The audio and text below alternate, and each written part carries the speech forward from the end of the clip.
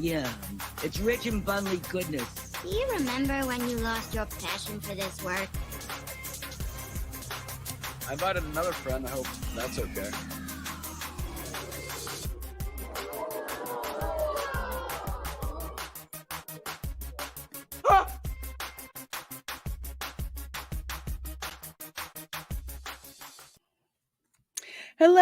Hello, everyone, and welcome to my channel. I'm Reina, the Reina Creole, bringing you that spice to sci-fi and pop culture analysis. And welcome to the after school special. Yes, we are live. We are live with this one. You know, we just get back and kick back with folks in the fandom and just have a good time and talk to a special guest. But before we bring up our guest, let me bring up my co-host, Fat Steven. How you doing? Wait, we're live? We are live and in color. You didn't know that? Oh, yeah, I knew that. Dude, I've seen the Punisher comic where the Punisher last is night was nothing good. but a skull, yeah. you know, for swim trunks. Okay, I'll put a skull on that next, and we'll be good. No. What you have to do is you have to be naked Ghost Rider on fire on the beach. That's on. There's one like that? You didn't see it? No, I didn't see it. No, I missed that one. I missed the naked Ghost Rider. Holy crap! Really? You know what? We'll wait till we bring our guest in, and then I'll show you naked Ghost Rider. I think he wants to see a naked Ghost Rider. As long as it's like Nicolas Cage naked, it's all good. No, it was. Oh my god, it was so funny. It was so funny last night. Tom laughed so hard. He laughed so hard. I thought I was gonna have to check on him. That's crazy. Well, we're back again for another season, another talk, and another week in May. It seems pretty good. Exactly. But we are back talking Star Trek Deep Space Nine with one of our favorite people, Mr. Robert Meyer Burnett. How are you? Well, it's good to be back. Always good to come here and see you both and discuss a little Trek. And I like this journey through Deep Space Nine, which is probably my favorite Star Trek series aside from the original. So it's always the original series. It's always great to go back through it. Yeah, yes. I am just absolutely loving it. I'm starting to see kind of where it is that I tried to jump in and then tapped out before I came back for good, and that actually happened in season 2. So that's going to be really, really fun to talk about. But before I say hi to the chat really quick, Matt G, you dropped a couple of super chats, and they're not. I can't see them in StreamYard, but I can in YouTube Studio. So the first one, you have a smiley face with sunglasses for 99 cents. Thank you. Then you have a hot dog sticker for $1.49. So thank you for that. We have another super sticker that says coming soon, you know, like the marquee with the stars and everything for $1.99. And another $1.99 super sticker that has vibes written in purple stars. So thank you so much for all that support, Matt G. I so definitely do appreciate it. So thank you. And let's see who we have in the chat. 16 people watching. Thank you so very much. This is the After School Special. And of course, Robert Meyer Burnett is our guest here. And Fat Steven Seagal, of course, is the co-host. We have 6. We send smiley face and 3 hearts. Awesome. Thank you so much, 6, also for being a channel member. So thank you. And of course, channel members, live stream tomorrow, I believe 6 p.m. Eastern. No, it's not 8 p.m. Eastern. 8 p.m. Eastern. So we're going to talk Florida Man stories that I could not show on the Sunday show. So we're gonna have fun picking through the Smoking Gun site. Let's see what we got there. That's one of my favorite sites to pick through. Ion, hello, says this will be a lot of fun. Yes, it most definitely will be. For DS9 fans, we are gonna have an absolute blast. And we have Zachariah 315 who says, Lorena Creole, howdy Lorena, Fat Steven, Robert, and chat. Well, hello to you, Zachariah. Always good seeing you here. And we've got Keely Chow. Says, hey, everybody. Keely Chow, Roll Tide. I always have to say Roll Tide when I see Keely Chow. What was the one I came up with on Welcome to Florida? What was it? I forget. I wiped my brain with that one. Oh, well, thanks a lot. It'll come back to you. It'll come back to you in a minute. The wrong time at the wrong place. I'll just shout it out and they'll be like, what are you doing here? Hello, Prismatics, all the way from Norway. Says, hi, all. Well, hi to you too. And thank you for being a channel member. And we have Project Story Time. Say, let's do this. Yes, let's do this indeed. We've got Donnie Pearson, who salutes. Says, hello, Reina and all. Hope everyone is well this afternoon or this evening if you are in the Eastern time zone or the other side of the pond. Yeah, it's about a little bit after 10 GMT. So yeah, kind of late over there. Oh man, I think I'm gonna laugh at myself trying to attempt this. Kathy Kiki wow. I probably screwed that up. I'm sorry. It says hello. I love your avatar sticker though. That's very cute. Especially since I have cats. I think it's extremely cute. Alex Kogan, I'm actually on time for once. LOL. Holy crap! $100 super chat from Chef Nation. I'm sorry. Who? 2 Vulcan live long and prospers. Chef Nation, $100 super chat. Sorry to interrupt, but that was bright red popped up on my screen. Oh my! Thank you. Oh my gosh! Thank you so. Oh my gosh! Thank you so. Say may the force be with you with the Vulcan hands. Come on, you got to redo that once post. I can't. I don't want somebody to clip that. And I lose my fangirl cred for doing that. Chef Nation. Oh my gosh! Thank you so much for that $100 super chat to support my channel. I'm still amazed that this kind of amazes me that people super chat you money, but that amount, thank you so very much. I so appreciate that. Let's see. I think, where are we? Let's see. Culture says, hey, Culture Casino. How you doing? Other fellow Diz nerd. Glad to see you're here. Culture had a cool stream with Tom and Andre a little bit earlier today. The Tuesday Entertainment Tirade. It's very cool. Shane Nelson says, hi, everyone. Hello. We have Raptor 50 says, hello, Lorena and guest. Our guest is Robert Meyer Burnett. Hello. I love his mic. And we have Gogo13, aka Brandon the Infinite Wolf, channel member. Thank you. Lorena and Fat Steven Seagal. Yes. And word up, DS9 for life.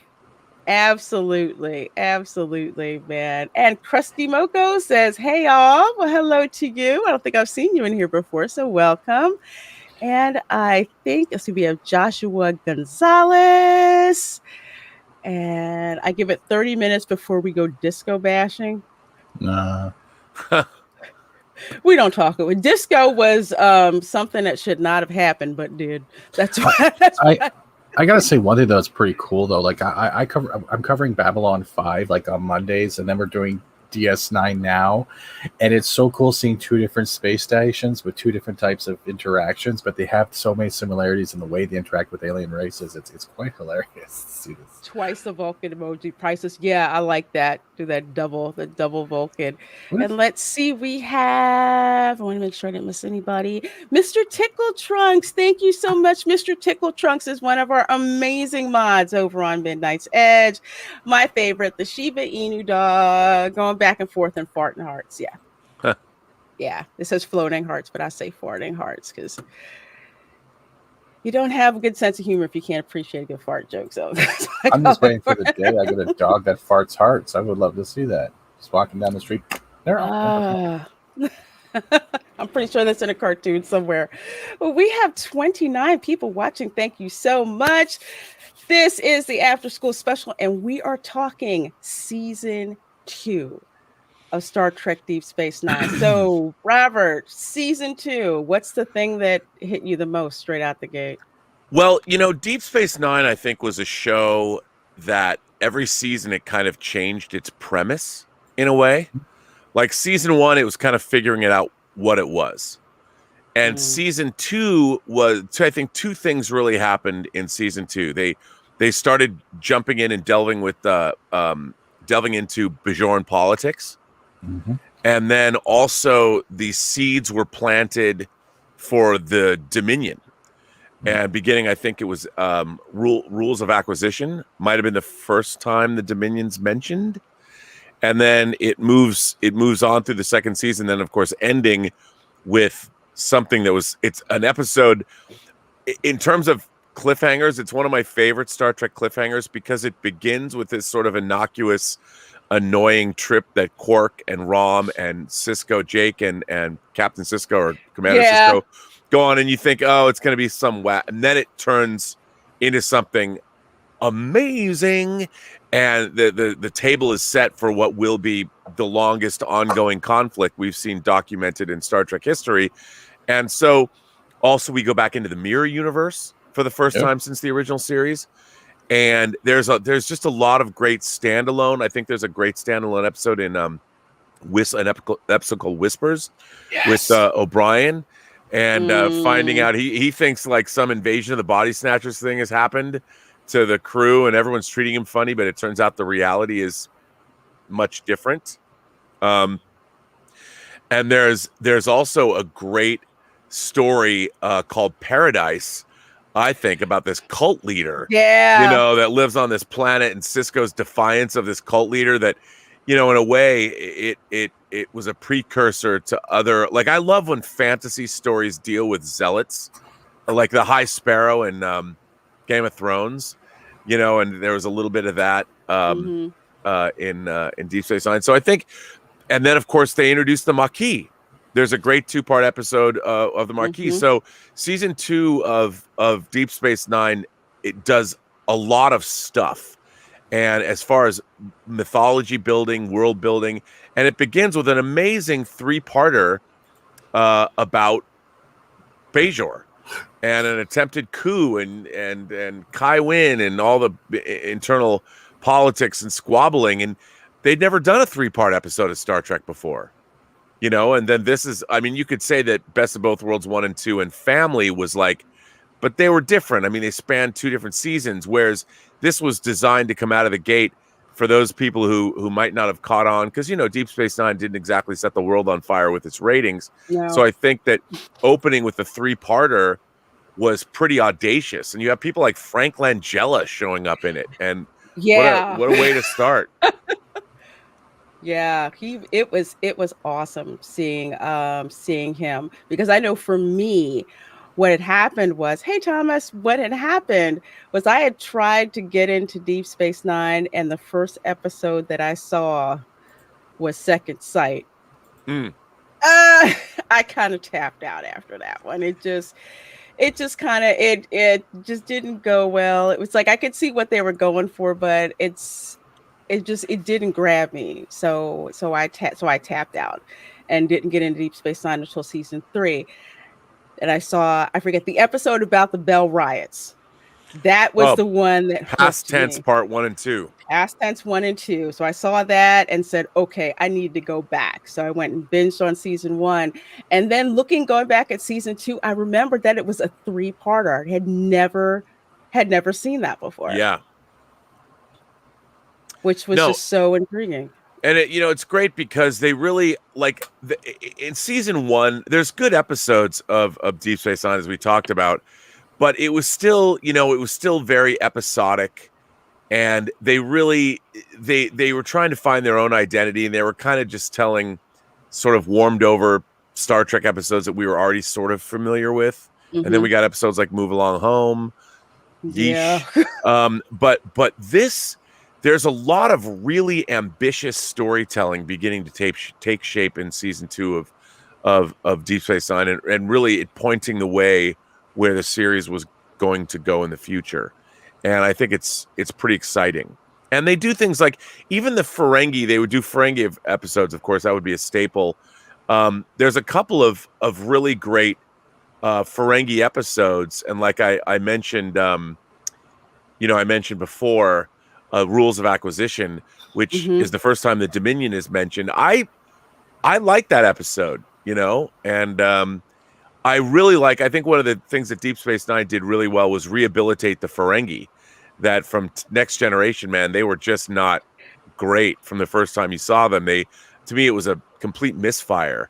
And Armin Shimmerman, who played the first Ferengi we ever saw, comes back obviously to play Quark in this show, and I think really redeems the Ferengi. And you really come to I at first I started out not liking Ferengi episodes, but then I enjoyed them, even when they had, like, Wallace Shawn showing up as Grand Nagus Zek. It was still, I think the character work, the acting, it really starts to shine in season 2.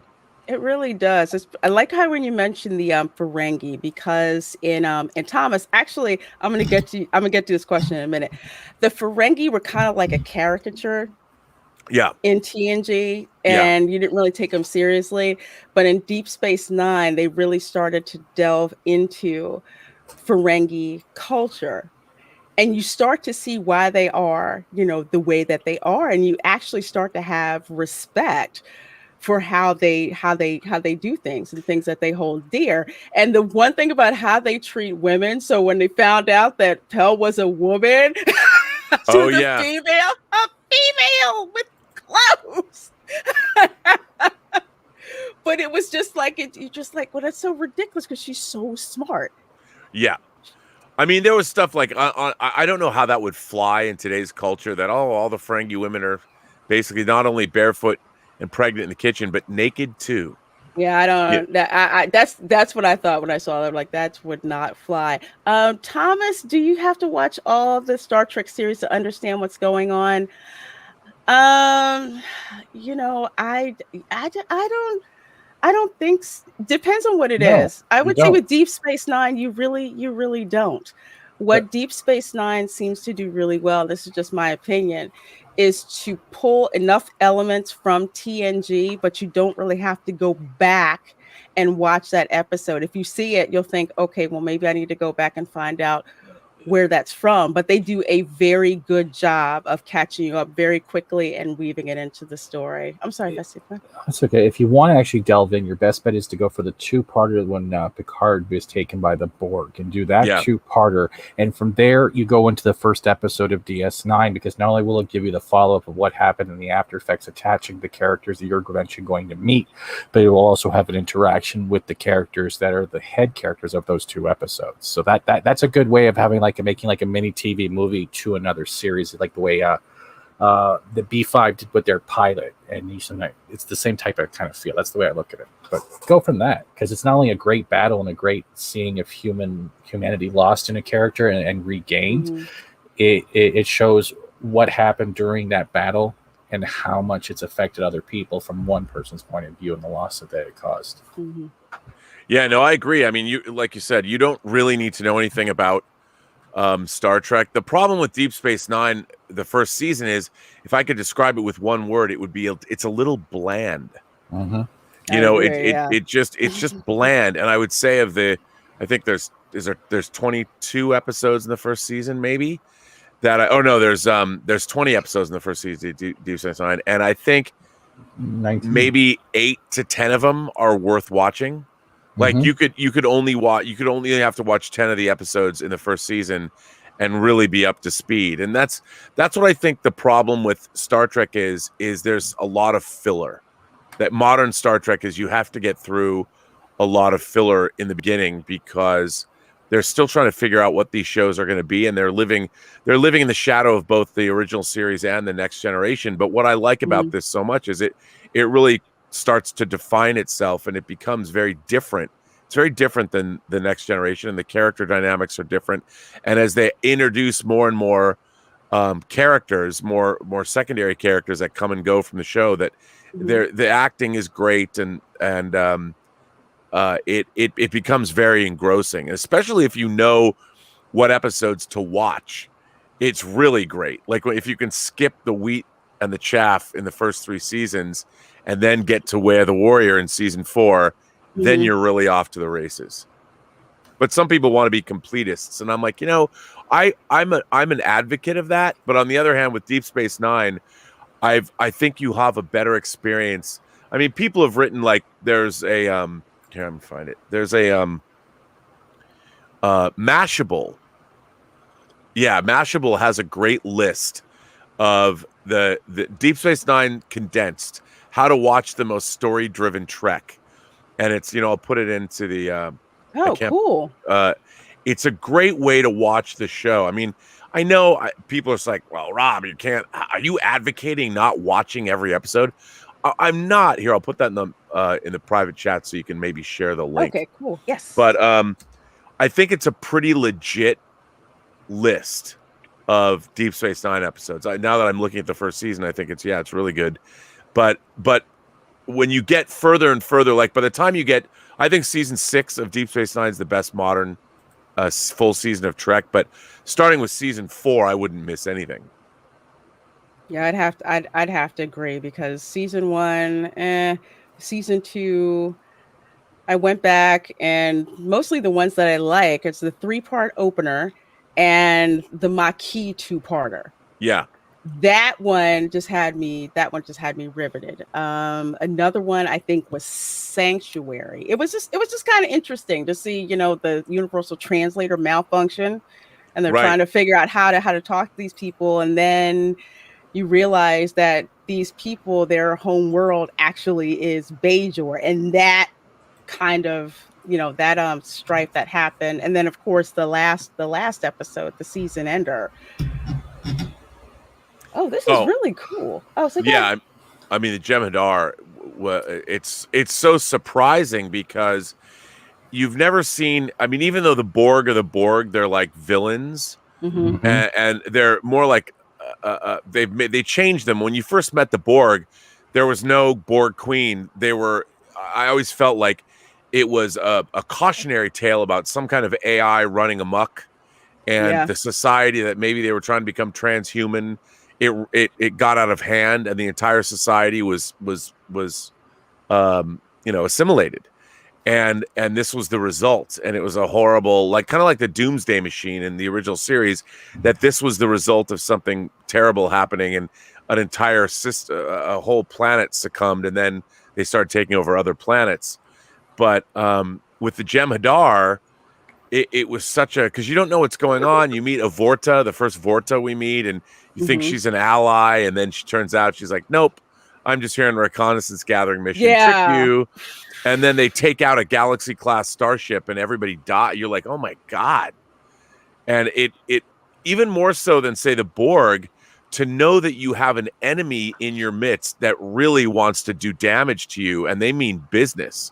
I mean, you think in Star Trek, there's aliens. If we have a problem, like with the Gorn, we'll work it out. And we'll fit. Not now. And by the end of Deep Space Nine, they really, season 2, they said, no, we mean business. And also going into the Mirror Universe, I thought was fun, a little campy for my taste, but still it was fun to see that they did that. And then I liked how they hinted at the Dominion. They hinted at this force that was out there. Yeah. And throughout the season, but we don't know who they are. And then how they tied it in with Odo, and it was really interesting because you don't know that there's more of him. I'm the only one left. Right. And they really played up, and I always thought that was great. How it was, they didn't really telegraph that. Odo's people are going to cause a real problem. Yeah, and I like that. You didn't really, it's like you didn't really suspect that. Let's see. I'm gonna get these 2 super chats really quick, Brad Steven. I'll let you go ahead. First of all, 50 people watching. Thank you so very much. Robert Meyer Burnett is our guest, and we are chatting season 2 of Star Trek Deep Space Nine. Gogo13, aka Brandon the Infinite Wolf, for $5. Thank you so very much for that, and thank you for being a channel member. DS9 was my after-school jam in the mid-90s. Inconceivable! I love Wallace Shawn. He's great. My season 2 episodes I love are Prophet and Loss, Blood Oath, and The Wire. Long live real Star Trek. Blood Oath was crazy. Well, crazy, and also for those people who might not know, in Blood Oath, it's a Klingon episode, and they bring back all of the original actors who played. You meet John Colicos again, who was Baltar in Battlestar Galactica, but he played Kor, the first Klingon we meet in Errand of Mercy. Then they brought back William Campbell, who played Trelane and also played Koloth from Trouble with Tribbles, and then they brought back Michael Ansara from Day of the Dove from the 3rd season, and they bring these characters back and playing themselves older, and they all know the character of Dax, and they literally go to kill a guy. They Mhm. literally go to Yeah. flat out murder a dude who was murderous to them in the past. And I love the idea that one of our Starfleet officers is like, "Yep, I owe a debt. I will help you kill this dude." And Sisko's like, "You can't do that. I can't sanction you, a Starfleet officer, to leave and go murder somebody. Well, I'm going to do it anyway." And it's awesome. I did have one question though when it came to what was it? Not Sanctuary. You guys remember Sanctuary, right? It was more the start of the season, right? With Right. the people, the race coming from the wormhole. Now I want to weigh this here. Do you think if Bajor did allow them to emigrate, do you think it could have helped the planet or not? Oh, you know, 1 second, because sorry, the second one. Let's see. You know what, Pat Stephen, go ahead and finish your thought, and then I'll get to the super chat. That's a great question. Thank you. Would it have helped Bajor? I don't know. I don't know if it would have, because at that time, Bajor was a mess. Yeah. You know? But they were farmers. Yeah, that's true. That's true. Maybe. Or they would have got caught in some squabble that wouldn't have ended well. Or Kai Wynn would have screwed with them. I don't know. Maybe. That's a good question. I like the rebuttal to that, because she was saying, oh gosh, the Skria leader, she was saying, you know, we're farmers, we could make the land bloom again. Mhm. And the Bajoran official was like, and what if you can't? Right. And it's one of those things where it's just like you want them to succeed, but then it's just like, yeah, then what if something happens? And it's just the whole planet is just, you know, devastated. And while they probably could bring it back, was Bajor really in a position, and the Bajoran people really in a position to kind of let that happen? It's kind of like a stalemate, and I like that it ended that way, because it wasn't neatly wrapped up in an hour. No, not at all. And you know, there was that was a thing that Star Trek had never had before. You'd had three if you include the animated series. This was the fourth Star Trek series, and it was really starting to break free of, they still had the teaser in 5 acts, but it was really starting to break free from the idea that not everything's going to be okay at the end of this episode. Right. Mm-hmm. There's lingering questions. And I think that was something Star Trek desperately needed. But still, they still knew how to tell a story in an hour that made sense. And they were telling stories that were really applicable to what was going on. Like you talked about past tense. That basically is true right now in San Francisco.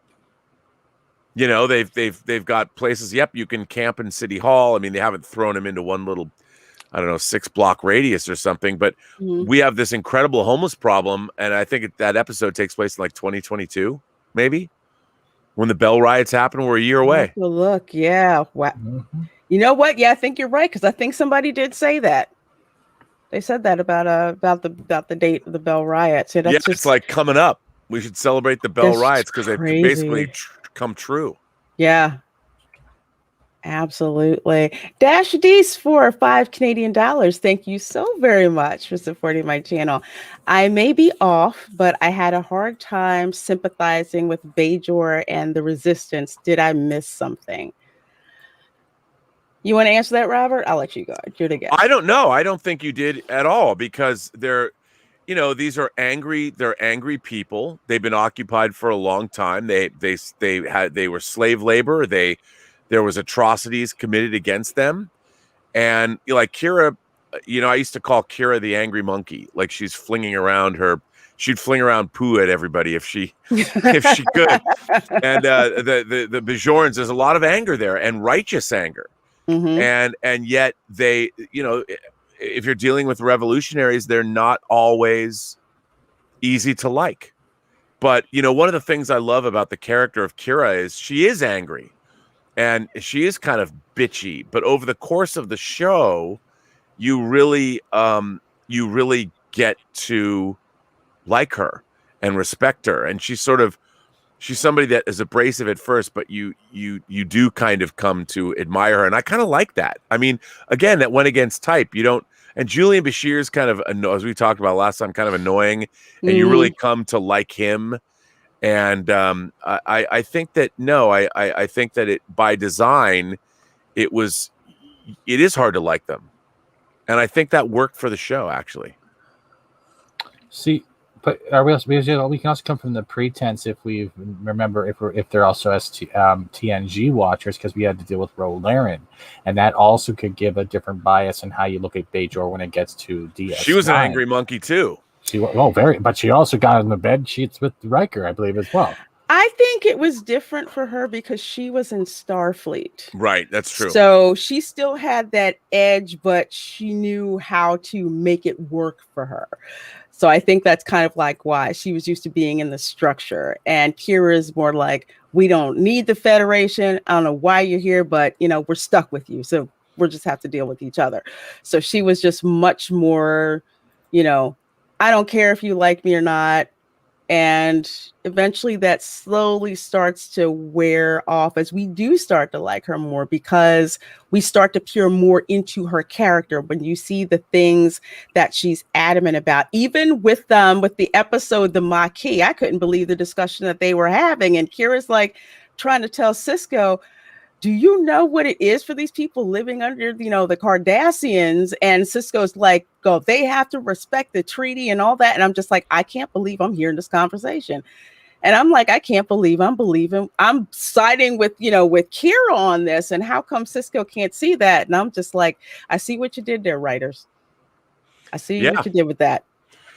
Yeah, no, I mean, and what's really interesting, we also start delving into some really great science fiction stories, which, like, I thought Whispers, the O'Brien episode, because you really don't know what's going on, and you're like, what's wrong, what's happening? And when it's revealed, I don't want to ruin it, I'm not going to say what it is, but the final reveal comes in, you're like, oh man, you feel so bad. Like, I'm like, oh, I felt so bad at the end. I recently rewatched that episode, and I was like, oh, I felt so sad at the end. And I was surprised. I'd forgotten how emotional I would get over some of these episodes, So, and I thought that had a really great science fiction. At the core, it had a really great science fiction conceit. And it was something I remember when I was watching, because I thought I was a pretty savvy viewer. But when it was first on, I'm like, oh, I know what's happening. And I didn't know it was happening. I didn't see it coming. And I was like, okay, good job. Well done. And same with Paradise. I mean, you look at how there's so many, zealots out there that are able to inspire people to follow them. And at first it seems like, oh, look at this idyllic community. And this woman is so charismatic and she's made such a wonderful life for these people. And then by the end of the episode, she's basically torturing Cisco, and it's taken a toll on him. And she was great. The actress that played, I forget her name of her character, but she was great and scary. And that Star Trek at its finest, when it's showing our world through a prism of a science fiction action adventure show. Yeah, and they're not beating you over the head with it. It's like it's like I'm sitting there watching it, and it's like you're making the connections in your head, like, okay, to kind of like to modern, to things that happened, in the past or, in the present. It's like you're the one making those connections. They're not beating you over the head with it to tell you. It's like they expect for the audience to be smart enough to make that connection. If you don't get it, okay, fine, we're not going to ding you for it. But they don't insult the audience that way. Well, and also they give you a pretty interesting conceit, which is that for those of you who don't know, in this episode, Paradise, there's a group of people that have sort of given up their technology, and they've moved on to a planet, and they're living sort of an agricultural existence, and everybody they seem to be in harmony, but the idea of giving up technology, but yet within that framework, which is a great framework in the Star Trek universe, you see that the idea of this zealotry and the cult-like nature of the personality surrounding this woman definitely applies to today. But at the same time, you're still enjoying this story about, oh, these people have given up technology, which is a pretty neat sci-fi concept. I mean, people could do that today, but you wouldn't think that people would in the 24th century, and they do.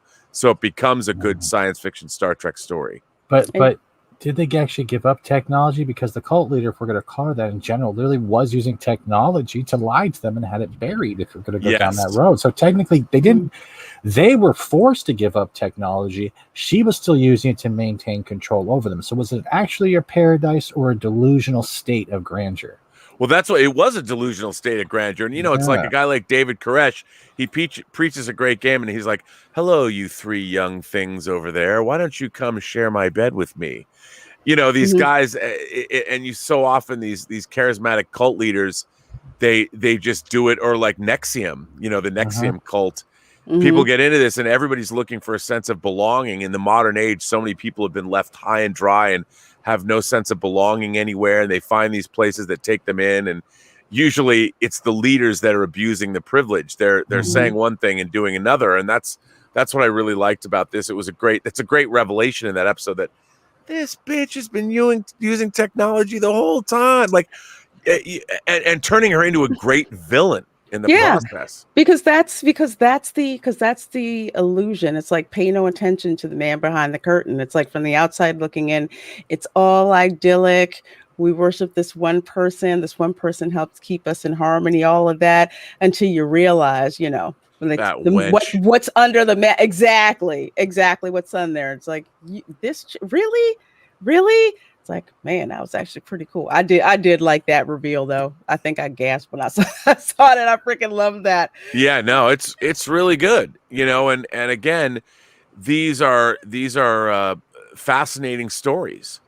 Absolutely. And I really started to like Deep Space Nine when they started doing all this. I mean, I always kind of liked it, but I thought season 1 was really inconsistent.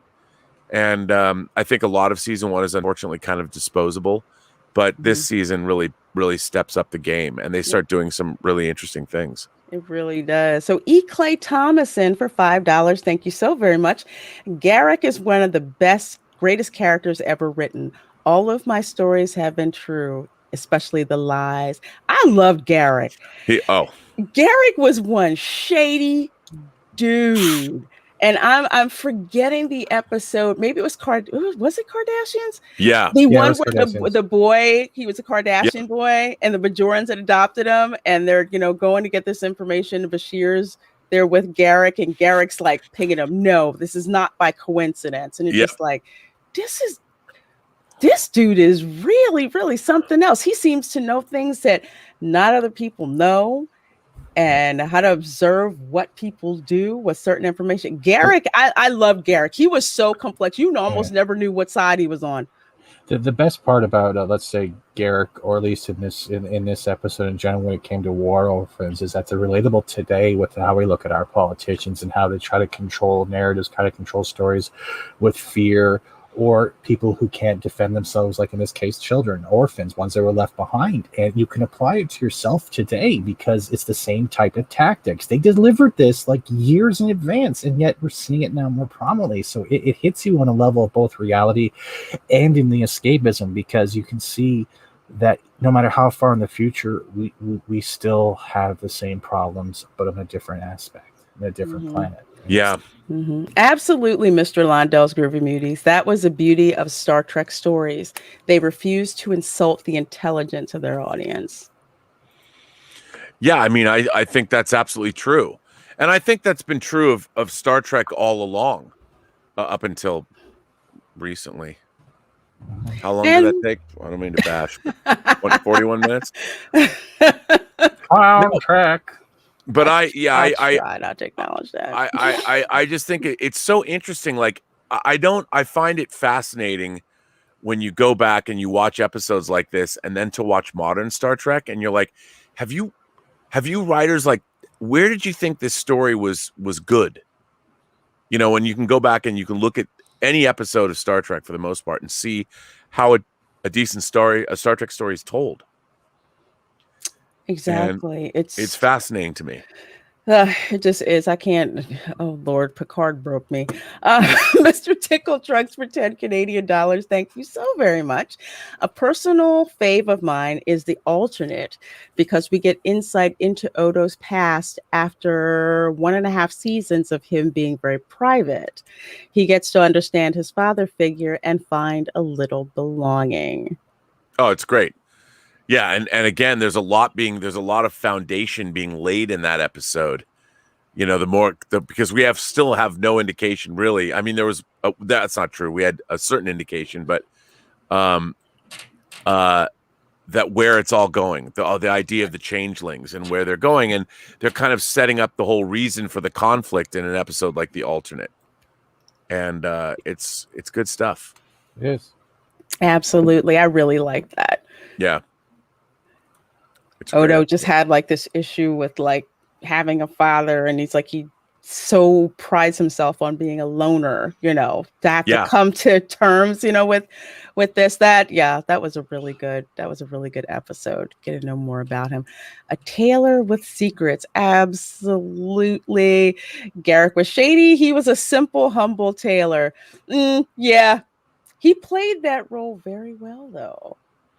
From the outside, you wouldn't suspect anything really about him. I like that Garrick probably murdered a lot of people on the space station and no one knows about it. Why is the airlock opening? No idea. Oh my gosh. Yeah, I love Garrick. He makes you get paranoid of him. He does. Like if he's gonna backstab you or tailor make you a shirt. Right. We also get like our first glimpse of how sneaky Rom can actually be when he literally takes Quark's ticket and leaves during like the whole siege with the Dabo girl, and Quark is sitting there with a thing full of money going, I'll pay anybody. He's freaking out. And I was just like, wow, Rom, good for you. That's what I thought when that happened.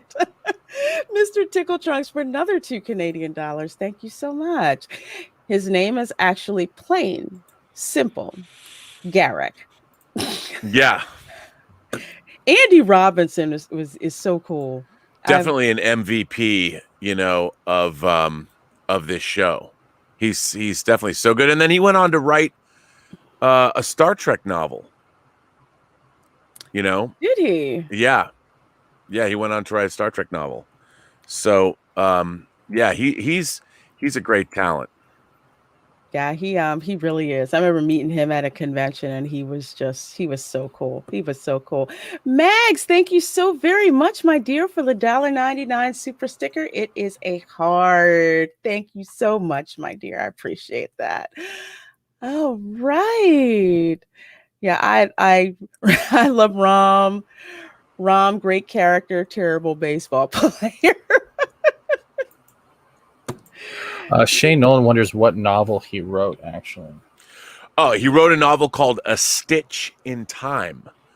It's a Star Trek novel, and Andrew Robinson, the actor, was writing a diary from Garrick's point of view when he was making the show, and he would read that stuff at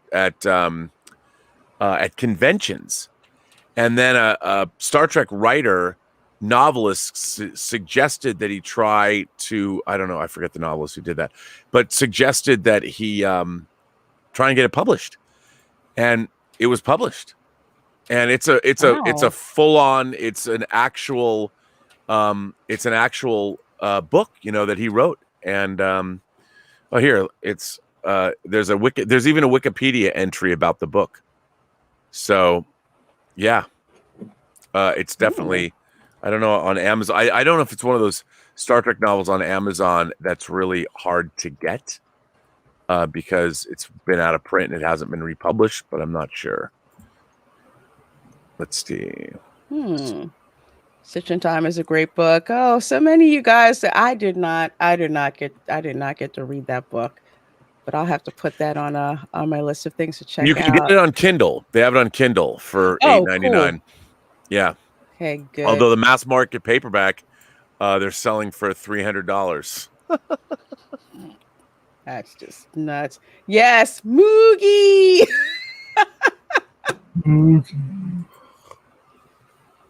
Oh my goodness. We have like 60 people watching. Thank There's you. also the other one, the one episode where you were bringing up rules of acquisition. If you remember one of the orange dudes that Quark is trying to make a trade with, right? He actually played the alien in X-Files, like the assassin. Oh yeah, that's why am I drawing a blank on his name? I interviewed him for TNG because he was in a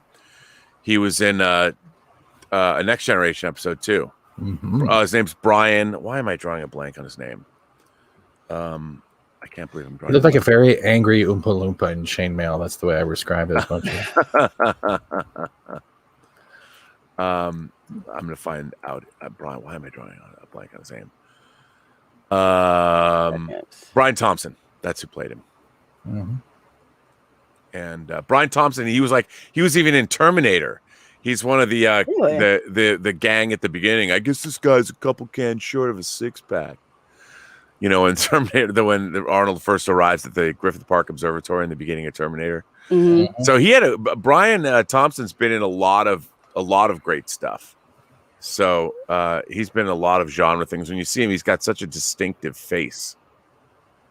So yeah, he's a good guy. But yeah, a giant Oompa Loompa. And then of course the Maquis.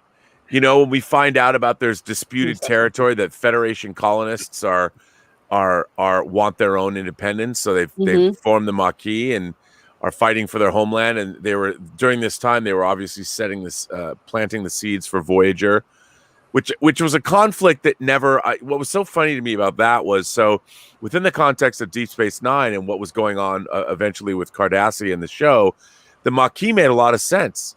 You know, that the Federation was having to make concessions to the Cardassians, and sometimes planets would get caught in we saw that like in the Native American planet that was in Journey's End, which was in the last season of the Next Generation. So this played off that more too. They had that same kind of thing. But once you got out of that situation, it never made sense to me that the Maquis crew on the Voyager, that once they're in the Delta Quadrant, why wouldn't they just pick up, because they're all stuck there? So why would the Maquis have a problem? Because it's like, look, we're away from this. The Maquis was basically dealing with a very specific situation. And once that situation either went away or was alleviated, then they weren't. Why were they the Maquis still? Mm-hmm. But those, like that 2-part episode is really great.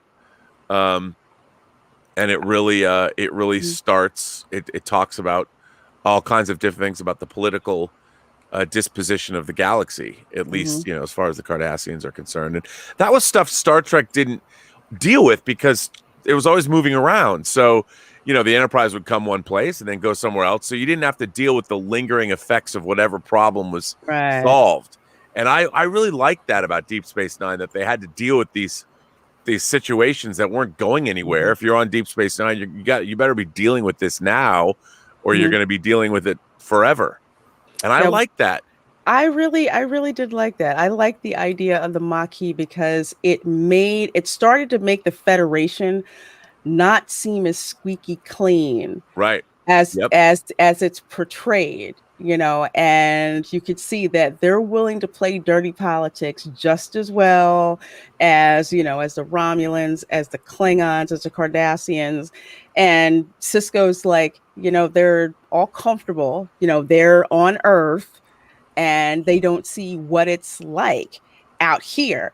And then all of a sudden you're just like, okay, so the Federation, they're just as, you know, they're just as shady. It's like my image of them was shattered, but in a good way. And I liked it.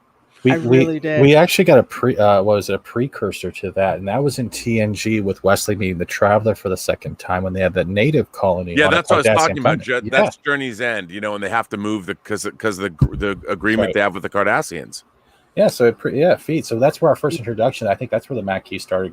I was actually probably grown and we didn't even know about it. Yeah, awesome story. And Mr. Londell's Groovy Movies. I really wanted the Maquis to succeed. The Federation needed a mean stepchild to deal with. That was kind of my attitude too. I really liked that the Maquis were there to just kind of shake up the Federation.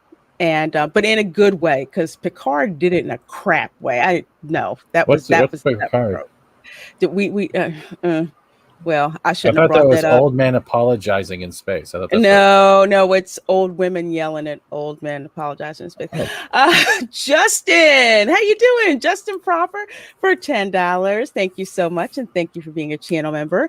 Robert, you seem to get along with everyone from me to John Campia. Some people can't wrap their heads around that as they're so vastly different. How do you manage to do that? I just like people. I mean, one of the things that I have always been interested in, I guess it harks back to why I love storytelling so much. I mean, humanity is a very vast, very diverse, different group of individuals, and yet we all have certain similarities. And I've always considered myself sort of a student of people's behavior. And I as I was growing up, like I worked in retail from a very early age. When I was 13, I was working at a video store, and there were hardly any video stores in the world back then. But I met lots of different kinds of people as a kid, and they were adults. And you learn that lots of people have different temperaments, and I just came to enjoy people in general, even people that I might not like, or people that are assholes. I'm like, I wonder why that person's that way. And I'm like, I'd like to know. And, to be friends with people, like, especially there's nothing better in the world than traveling. Like, I haven't been able to do much of it in the last couple of years, but I used to love to travel. And when I traveled, what I liked to do most was go meet people, and I would ask the concierge of whatever hotel I was staying in or someplace. And I'd be like, look, where's a good place to go hang out? And the concierge would be like, do you want to go to like a museum? I'm like, no. Like, if you were going to go hang out after work, where would you go? And I would be told to go to a pub or a restaurant, because I wanted to talk to the people in the country that I was in. And invariably, when you're open and like, because this is sort of, I smile a lot. Like, I'm always like, hey, in foreign countries, people don't smile as much as we do here. No, you're so right. Americans are very quick to smile. And I think at first it's a way, and when you smile when you talk, like I genuinely, people gravitate to that, I guess. And then I would always meet people, like when I was married, my ex-wife would be like, okay, she would unleash me. She'd like want to take a nap from like 3 to 5 or something. And I would go out and go to a bar, and I would find, like, invariably I'd meet people. And when you go out, when you're like in Europe, people will be like, oh, you should meet my friends and I at this club at 8:00 at night, and we'll show the Americans how we have fun. And unlike California, where people would flake on you, if you did that in Europe, people are exactly where they say they're going to be at the time they are there, and they expect you to be too. And so my wife would send me forth out into the world, and she'd go, make some plans for us tonight. I'm like, okay. But yeah, I mean, I think on YouTube it's really interesting. I also, maybe honestly, it's because I grew up watching Star Trek. It's like, boldly go, go meet people, go meet interesting people that you've never met before. And I also don't necessarily think, like, if I'm talking to somebody that thinks differently than I do, I don't find that to be something that's a bad thing. I think that, well, I will listen to anybody. I mean, if I find out somebody's a monumental douchebag, okay, then I realize I don't know if I can find a common ground. But the thing about our YouTube pundit space is, first and foremost, we are all fans, all of us. Okay. And part of what bonds us together, it doesn't matter what shape, size, color, creed, or whatever, we are bonded by our love. I call everybody imagination connoisseurs, but we all love something together, whether it's Doctor Who or Star Trek or Marvel or Star Wars or video games or whatever it is.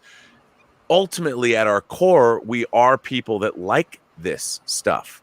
So there has to be inherent to all of us a common factor. And I think that common factor is worth finding and celebrating. And that's how come I feel I can, get along with everybody. And because it's a privilege to be able to be on YouTube and talk to people. I mean, think about what we've got now. We've got this incredible communications technology, which is very Star Trekian, and we get to see each other. We're on video screens. We might as well be on different planets right now. and yet we're on different, literally in different parts on this great planet of ours, talking to one another in real time. Not just us having a conversation, but our conversation that we're having, the three of us, is being broadcast across the planet, which is amazing. And then it gets archived, and you could watch it again if you want, or if you miss your favorite YouTuber talking, broadcasting live. I mean, the technology we have, and we just take it all for granted. But we live in this amazing time, despite all the how divisive people can be. We still live in one of the best eras ever as far as humanity is concerned, because we have people aren't dying of horrible famine, and I mean, maybe some places, but for the most part, humanity is pretty well off now, and we forget about that. I think we forget about that. I mean, everybody's gotten so used to being angry all the time, and I'm like, what's to be angry about? You're alive on the planet Earth. It ain't gonna last much longer. I mean, it's a waste of energy to be that angry. Yeah, and I know, look, is everything perfect? No, it is not. But I mean, I think that there's a lot of, like, I've never understood. I grew up in a household where my parents did not have a bad word to say about anyone, ever. And I never heard my parents say, it was, because I heard other people talk shit about people. My parents never did. They never talked badly about anyone. I never heard any kind of impolite things said about another human being in our household.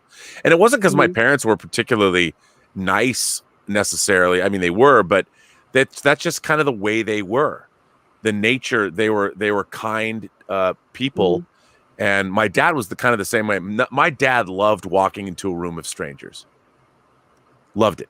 Because then he would meet people that he didn't know. He loved that. And it was funny because he always had a cigar in his mouth no matter where he went. Sounds like my grandfather. Yeah, and he had this droll way about him. But to me, that's what Star Trek is all about. Literally, to boldly go, where no one has gone before, meant to me, well, I should boldly go where I've never been. Like, I want to go to France and meet French girls. And, they're aliens. I'm going to the alien planet of France, or I'm going to the alien planet of Spain. Please show me your customs. It's like, let me eat your food and drink your wine and take me to your women. And I think that was definitely something that I got from Star Trek, is that look, every place you go is interesting, and the people that you meet are interesting, and I don't expect anybody to be like me. But I want them to be just like you. Yeah, I want them to be like them. But I want to be like you. That's an interesting. I want to be Fat Stephen Burnett. Oh, that's the next avatar. That's gonna. No, I'm terrified to be like, gonna this be man coming up out of here. No, but that's just interesting, Robert, that you should say that, because that's kind of like how my parents grew up and kind of like how my grandparents were, because they were from the South. It's considered rude to call somebody out of their name in public in the South. That's just not something that you do. And even when you're talking, about someone, you're not really trying to say bad things about them, even though that they are. You kind of are being very judicious about it. And it's kind of like, if we're going to put dirty laundry out there, we're going to put it all out there. So that's like reserve that very, very judiciously. But for the most part, being happy with your life. Because my grandparents didn't have a lot of money at all. They loved cooking for people. They loved entertaining people in their home. So they're always around different kinds of people. Yeah. How to get along with different kinds of people. And I think, you're right. People forget how good we have it. Literally have data pads. No one's dying from cholera. I was watching something and I had to Google what the heck cholera was. I didn't even know what that was. And I'm like, wow, people used to, die from stuff like that. But we really do. And I think people just really need to focus on what you're blessed with, and just be thankful for those. Just life expectancy in the world went up by 30 years in the 20th century. So we get more time, to live long. And what I'm happy in the place where we live now, because I think we've all watched as far as fandom goes, when I was a kid, there was never going to be more Star Trek. There was 79 original Star Trek episodes, and that was it. And then as I got older, I'm like, when I was 10, Star Wars came out. I'm like, holy, I can't believe what I'm seeing. And then, of course, Star Trek comes back, and now we have all of this stuff that is out. Unfortunately, what I think now, like in The Dark Knight, you'll live long enough to see yourself become the villain. Well, I think we've lived long enough to see a lot of our franchises destroyed, and it's frustrating to watch because as our franchises are not being made. Before, filmmakers would have to go around going, like, no one wanted to make Star Wars, and Alan Ladd Jr. greenlit Star Wars for George Lucas, even though Universal execs thought American Graffiti was not going to be a hit, and it turned out to be a monster hit. And it was Alan Ladd who said, well, this Lucas kid looks like he's going places, and he makes Star Wars. Well, nowadays, Star Wars is owned by a corporation. So it's not like one man or one woman or one person with the vision decides, I want to make this movie. The corporation that owns Star Wars is like, well, Star Wars is making money for us. We're just going to go find, like, who can we find that looks best on the spreadsheet to make us this movie? And so the movies that are actually a lot of what we're seeing now is exactly the reverse of how great things are made. I hate to be the guy, well, artists, but whether you're a musician or whether you're an actor or whether you're a filmmaker or whatever it is, it's the passion that people had to make things and make things great. In the case of, say, Deep Space Nine, to bring it home, Paramount wanted more Star Trek. So Michael Piller and Rick Berman, they come in and they create Deep Space Nine. But, it was the other writers that came on board, Ira Stephen Bear, who only worked on one season, but he was the prime mover behind Deep Space Nine. He created this because it was his passion, this serialized storytelling. It came from him, and that was what made, I think, the second season of Deep Space Nine. And moving on, he brought in people like Ron Moore after Next Generation. So the people that were making these things were passionate about Star Trek. They were passionate about the show that they were making, and they made it their life's work. And now I feel like even on modern Star Trek, it's a job. Oh, you worked on Vampire Diaries? Come over here and work on Star Trek Discovery. Yeah. They're the same thing. I have a question with that, though. Do you even think that the cast, let's look at Picard or even Discovery and Strange New Worlds, if it ever comes out in the future, do you think any of their cast is having fun? Well, I think they're having fun making the show, because when you're what's hard, it's hard for people to understand this, but when you're making a movie, like, the day-to-day work has nothing to do with the experience of watching the finished program as a fan or a viewer. Nothing at all. And you're because when you're making things, you have no sense of what it's going to, I mean, you might kind of, but when you're making these scenes and breaking it up, it's your work day. You go to work, you have your makeup put on, you do these scenes, and you're hoping it's going to be good. But and it's not like actors they're not even in the mindset of whether or not this is going to be good. I'm on a hit Star Trek show. They're spending $10 million plus an episode. I'm getting well paid. I hope it's great. And for us, I mean, I think that also, like, the actors can't possibly understand. They're getting, like, like Anthony Rapp, right? He's his characters. He's a gay man. He's been out for a very long time.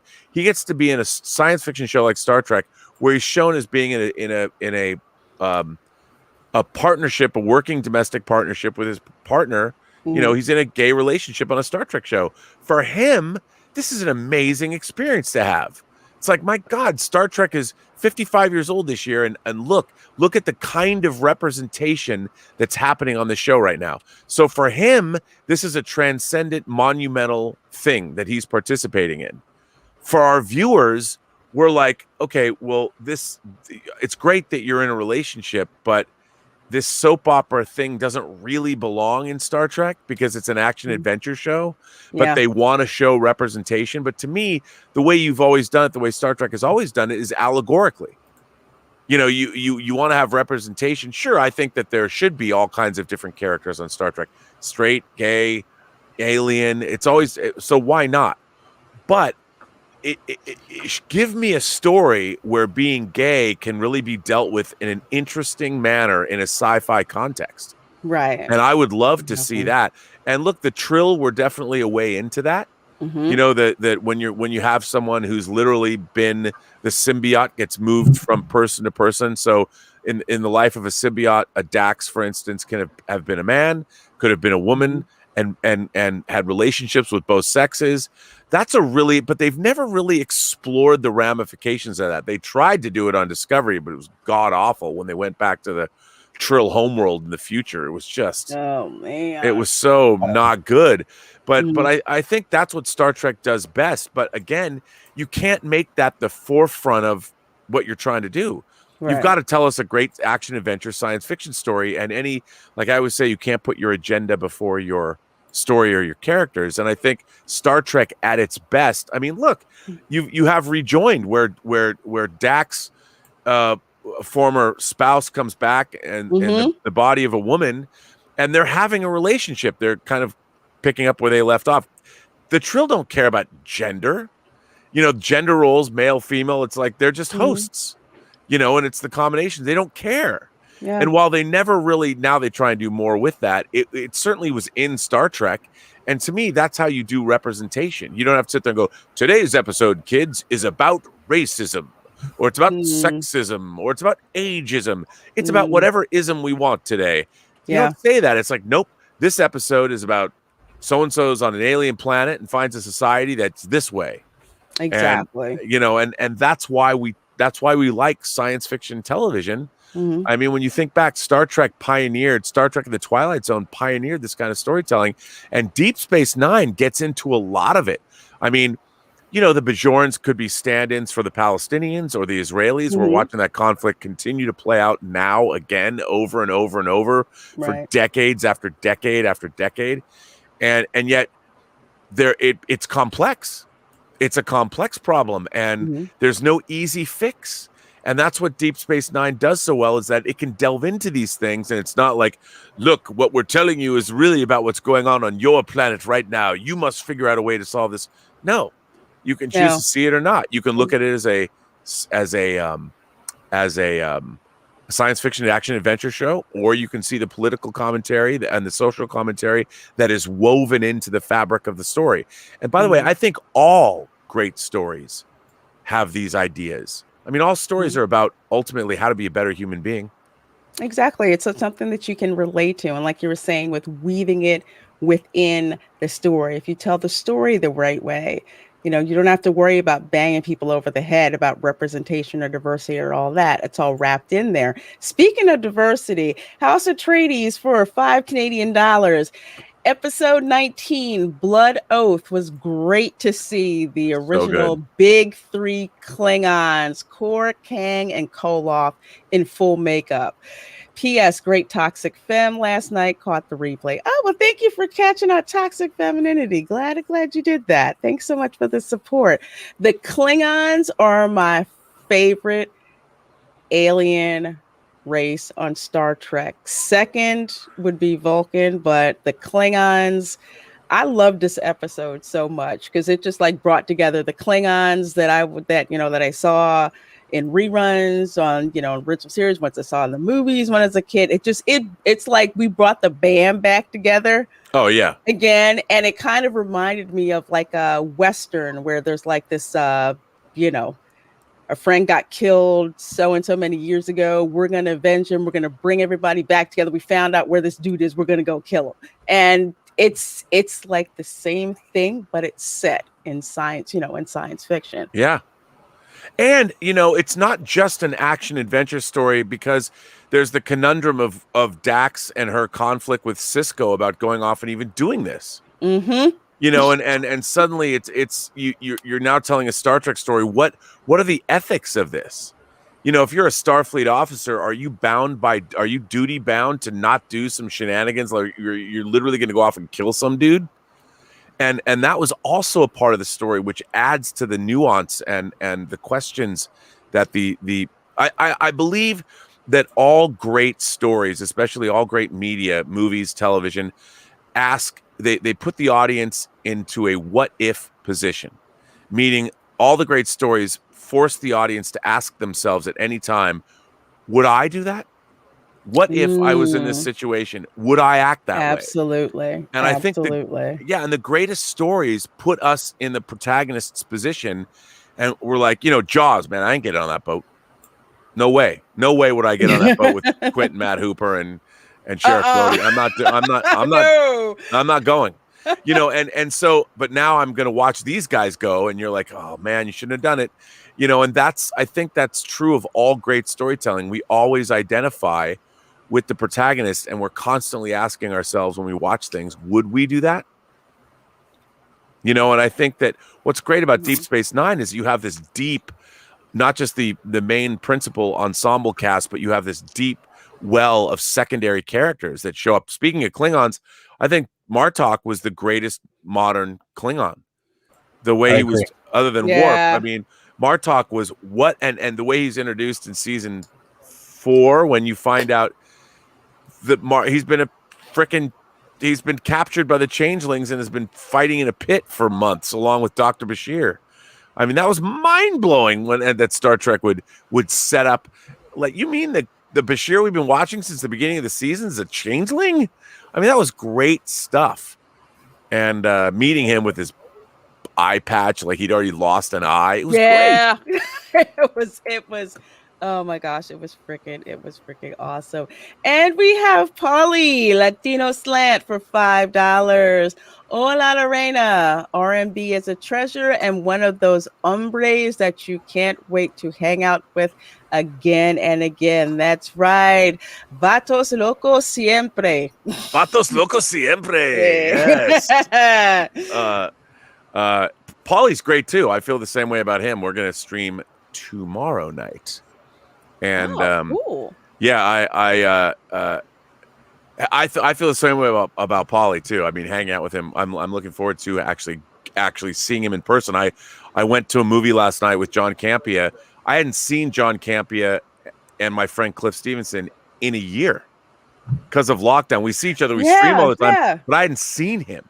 We went and we had dinner together, and then we went and saw a movie, and it was the second time I'd been out in 15 months. And you're like, wow. Now that I'm fully vaxxed or whatever, had my Moderna shot. I haven't been back to Cali in, I want to say 10 years. So I'm trying to go back out next year. So yeah, I haven't been back to California that long. When you say going back to Cali, the first thing that I hear in my mind is wah wah wah. Waka waka waka waka.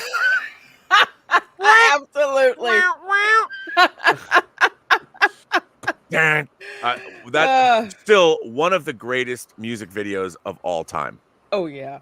I mean, I love LL Cool J. I'm a huge mid 80s LL Cool J is the best LL Cool J. And it was back in a time when there was really not gangster rap hadn't really hit yet, and it was just fun. It was all about the swagger. Yeah. It was like Bernie Mac called it. He called it happy rap. Happy rap. I mean, that song, not so much, maybe, but Rick Rubin produced it, and I just love that song. Because that was from, I think that was from the soundtrack of Less Than Zero, maybe. I'm not sure. I know the Hazy Shade of Winter, the Bangles song, was from that, but yeah, that was from Less Than Zero. I mean, I didn't live in California yet, but I would watch that video. I'm like, man, I'm moving to California. You know what? It was movies like that and television. So I was like, you know what? I'm finally going to go to California. I'm finally going to check it out. I would watch Beverly Hills 90210. I'm like, I'm going to California.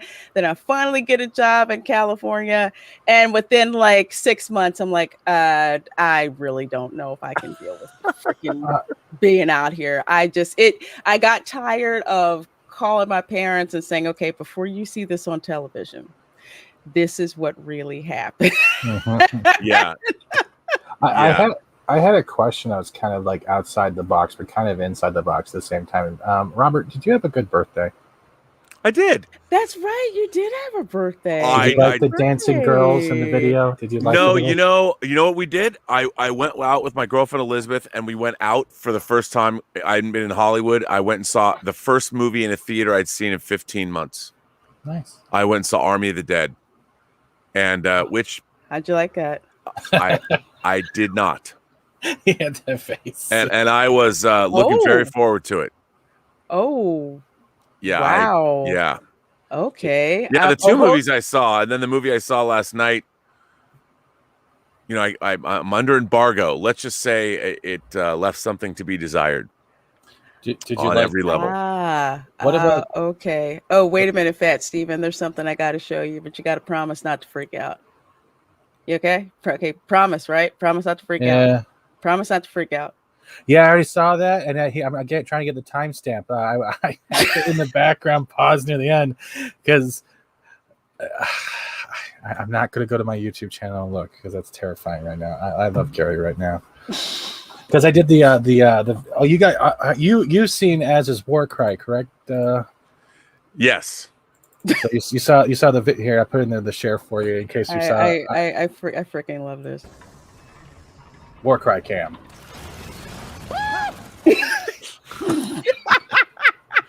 Gary's moved up his show earlier, so he's bled off my audience. Oh, we're gonna get Rock'em Sock'em Burnett's later on. I can feel it. No. It's because I love Gary's streams. I watch Gary all the time. Really? But I gotta say, did you like the dancing Kira, Dax, and Esri? Happy birthday video. Oh, that was funny. That was funny. That was How long it so took me to find funny. proper copyright-free techno happy birthday just to get it. I just have to say this. I'm glad Gary's shouting these folks out, because Gary shouting me out is what got me over like 1,000, and he did it twice. So Gary is very generous that way. He really is. His line is this: "I can get you to 1,000, but you got to maintain it." Yeah, and that's pretty much the focus, right? Mm-hmm. Well, and he does. It's funny because a lot of people think YouTube is easy. It's not. It's not. It's a daily grind. I mean, it's if you want to. It's so much to the point where my sister's like, "Okay, I want to call you, but I need to find out if you're streaming. I'll call you later." Right. Everything's around. Are you streaming? Are you streaming or not? Yeah, it is. It really is. It's fun, but it's a lot of work. I got one more, and I'm gonna find it. I got DSP to do what I did to Dr. Disrespect. I'm gonna try to find it right now. Where is it? There you go. You guys know who DSP is, right? No, I don't. Darkside Phil, Twitch streamer, always. Oh yeah. Yeah, I know it is. So, Fat Steven Seagal did another one, and he says, "My waistline is under siege. You'll be okay." What the hell? My waistline is under siege. What is going on? I had to. He's so confused. He's just like, what the heck is going on? Oh my gosh, there's like 87 of you folks watching. Thank you so very, very, very much hanging out with us. We have Robert Meyer Burnett. So last question. I would say, what is your favorite episode of season 2, and what is your least favorite episode of season 2? Ooh, that's a tough one. I think one of my I'm looking through the episode names. Well, actually there's nothing I really hate in this episode. I don't know. Second Sight was never my favorite. No, that one's not my favorite. Yeah. I'll tell you what one of my favorite episodes was in this season that no one will ever say was a great episode, just because I love the idea of it, was Shadow Play. When they find the holographic civilization that doesn't, they kind of know people are just disappearing in the civilization. And people just vanish into thin air, and then they discover that these people are all holograms, and they don't all know that they're holograms. And I mean, this is not a great episode of the show, but I always liked it. I'm like, because what if we are living in the Matrix? What if we Mm. are simply part of a giant computer program like Deep Thought from Hitchhiker's Guide to the Galaxy or something, and we're not really here, or where here is, we're just in a giant simulation. Right. But I do think that, I mean, there's a lot. I don't know if I could pick one episode of But you can pick two. I don't know. I mean, Yeah. I definitely think the Jem'Hadar is one of them, only because of it kicks off the Dominion War, and it was unexpected. You don't know where. I think it does a good job of introducing the Vortas, and I thought it was great. And then I'd probably go with Blood Oath, just because as an original series fan, how could I not? Yeah. But those are like atypical episodes. Like, to me, it's easy to identify atypical episodes of Star Trek and go, "Oh, that's my favorite." But what's harder is the meat and potatoes episodes. The episodes that are good episodes. They're not episodes that are going to make your top 10, but they're good episodes that are the strength of the show. You get a lot of those good episodes, and it adds up to being great. Like, I don't think the Maquis Part 1 and 2 are great, but they're really good episodes. Even though they're event episodes, because it's a two-parter. Yeah. So. Yeah. I just thought it was a good, ish just got real type of thing. Yes. So it was just enough to kind of bring it up to, realize that this is why we have the space station, and it's really not safe out here. And the people who you think have your back, kind of don't. Right. Yeah. So right. things that's where it really starts to shake things up. Like, I know for me, one episode that I didn't think I was gonna like, but I actually wound up liking, was Melora. Yeah, I mean, and what a fascinating, again, somebody who is disabled in our gravity. And yet she has to have different gravity in her. I loved that. It's not great, but it's really great. And I loved her. I love the situation. I love seeing a different side of Julian Bashir. I think for me, my least favorite was Rivals. You're right. I just don't like. Look at my luck Furby. It was the luck Furby ball that he made extra bigger and replicated them all, and the Star Destroyer messing with people's luck or something within the whole space. It was really bad. It must have been so bad I wiped my brain of it, because I could not freaking remember this episode. It's a story of a con man who's trying to be the next Casino, and it ends up him losing everything. It's the normal story. It's bad.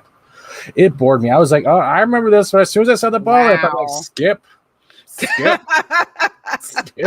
And my favorite one is actually a toss-up. It'd either have to be the alternate, because we finally get to see Odo lose control and see his emotional side, and how after the gas on the planet with the monument they pick up, he turns into the killer, but he doesn't realize it is. And Whispers and alternate were probably my two favorite. Rivals, watching them play weird ass squash. Nah, I'm out. And they're not bad. It's just they don't grab my attention. Right. Yeah. Yep. And don't really hold it, because it was kind of like with Second Sight. I was just kind of like, I'm bored. Yep. Plus, Julian Bashir in spandex and his junk wiggling around, and when he's doing those scenes with Miles O'Brien, it's kind of weird. I know. Well, I was gonna say I know some people that lost their mind. They loved watching that. I didn't get it, but it is what it is. It's the only time we get to see Miles O'Brien shirtless in that whole series, I believe.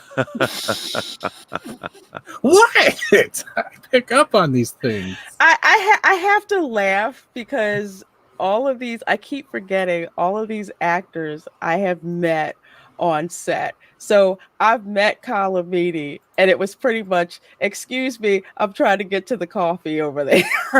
Like, by all means. How did you? What did you think of Michael Dorn the first time you saw him in the parking lot? You thought he was a homeless guy, didn't you? Yeah. So I'm walking across the Paramount lot, right? It was not super late at night. It was in the winter, so it gets dark early. So I'm walking to my car after I saw Lolita Fat Joe in the script department. Oh, yeah. With Deep Space Nine. So I just, I'd go see her from time to time. So I'm walking to my car and I see this big guy. I see this big black guy kind of shuffling around. I'm like, is that some homeless guy? Did he get past security?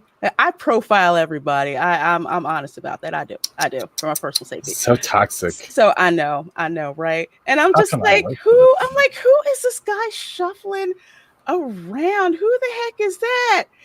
And he's like, he says, hello, how you doing? I'm like, hi. He says in that voice, I'm like, oh crap, that was Michael Dorn. What's great? What's great with the attachment that Robert, you've watched Invincible by now, right? Yes. He's actually the voice actor for that lion that messed everyone up in that one episode. Yeah. And when I as soon as I heard honor, I was like, that's Dorn. That's because you know that voice and the word honor so well. He's I guess I could say he does a voice in the animated series I've been working on Dota Dragon's Blood. That's true, Keely Chow. I got a lot of them. Was that when I tell that one and people are like, you mean to tell me that's how you met Michael Dorn? I said yes, and I felt ashamed. I didn't know who it was, but it was dark. He could have been anybody. Right. Yes. Well, he tells the story that when he was out of makeup, he would walk up to his co-stars when the first season of Next Generation was being filmed just to say hello, and they didn't know who he was. Because he would get there the earliest in the morning because he had to have all his makeup put on, and he would have it on all day. So, and then it would take it long to get off. So people never saw his normal face. And he's a very handsome man. Can you imagine? You walk up to some, hi, it's good to see you, Gates. And she's looking at you going, who are you? I mean, it would have been crazy. Hey, I need to jump off this stream because I have to jump on mine. I just saw that because you have to get on yours. So I'll just say this one real quick. -D's for 10 Canadian dollars. Star Trek was so good at looking at the human race and dissecting us. Things they wrote about had a way of coming true. Maquis are all ancestors to us GWs today, just not the fight, just a fight. Interesting. True. Well, Robert, we will let you go. Thank you so much for being on. I know you got another show to do. So much fun. Let's do season 3, though. I thought this was great show. I could talk about this for hours. Yeah, I know. We will definitely plan a season 3. All right. Okay, cool, Robert. We'll let you guys go. Thank you so much, everyone, for joining us on the stream. Please. A real honor, Fat Steven. Share it. And Lorena, thank you so much. Thank you. I love you, sir. Bye, everyone. You are good, man.